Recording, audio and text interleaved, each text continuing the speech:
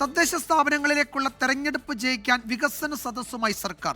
തെരഞ്ഞെടുപ്പിന് മുന്നോടിയായി എല്ലാ തദ്ദേശ സ്ഥാപനങ്ങളിലും വികസന സെമിനാർ സംഘടിപ്പിക്കും. വികസന സദസ്സിന്റെ പേരിൽ തട്ടിക്കൂട്ട് പരിപാടിയാണ് സർക്കാർ നടത്താൻ പോകുന്നതെന്ന് KPCC അധ്യക്ഷൻ സണ്ണി ജോസഫ് കുറ്റപ്പെടുത്തി. വികസനങ്ങൾ ജനങ്ങളെ അറിയിക്കാൻ പഞ്ചായത്ത് ഫണ്ട് ഉപയോഗിക്കുന്നതിൽ എന്താണ് തെറ്റെന്ന് മന്ത്രി MB രാജേഷ് ചോദിച്ചു.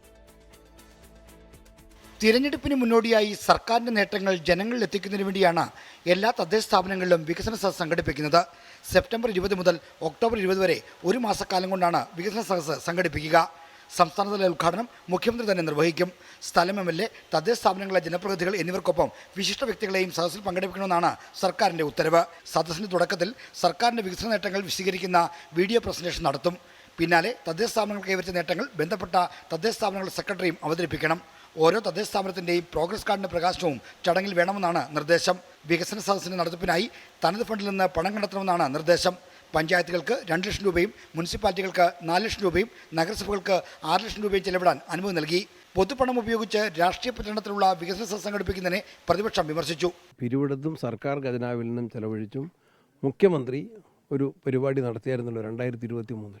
അതിന് എത്ര രൂപ ചെലവാക്കി? നവകേരള യാത്ര, എന്താ അതിൻ്റെ പേര് തന്നെ മറന്നുപോയി. ഒരു സിംഗിൾ പൈസയുടെ പദ്ധതി അതിൻ്റെ പേരിൽ നടപ്പിലാക്കിയിട്ടുണ്ടോ? എന്തെങ്കിലും ഒരു നേട്ടം, ഒരു കടുകിട മണിയുടെ ഒരു നേട്ടം കേരളത്തിലുണ്ടായിട്ടുണ്ടോ? എന്നാൽ വികസന നേട്ടങ്ങൾ ജനങ്ങളിലെത്തിക്കുന്നതിന് പഞ്ചായത്ത് ഫണ്ട് ഉപയോഗിക്കുന്നതിൽ എന്താണ് തെറ്റെന്നാണ് സർക്കാരിന്റെ ചോദ്യം. പഞ്ചായത്തിന്റെ പരിപാടിക്ക് ഉപയോഗിക്കാമല്ലോ പഞ്ചായത്തിന്റെ ഫണ്ട് പിന്നെ എന്തിനുള്ളതാണ്? അവർ നടത്തിയ പ്രവർത്തനങ്ങൾ അവർക്ക് വിശദീകരിക്കാൻ അവരുടെ ഫണ്ട് ഉപയോഗിക്കാൻ പാടില്ല എന്നൊക്കെ എന്ത് വിചിത്രമായിട്ടുള്ള വാദമാണ്.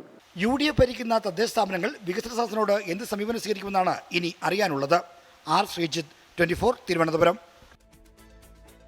ലോകത്തെവിടെയായാലും ഏത് സമയത്തും 24 വാർത്തകളും ഓഗ്മെന്റഡ് റിയാലിറ്റി പാക്കേജുകളും എക്സ്പ്ലെയിനറുകളും വിശദമായി കാണാൻ ഞങ്ങളുടെ YouTube ചാനൽ നിങ്ങൾക്ക് സബ്സ്ക്രൈബ് ചെയ്യാം.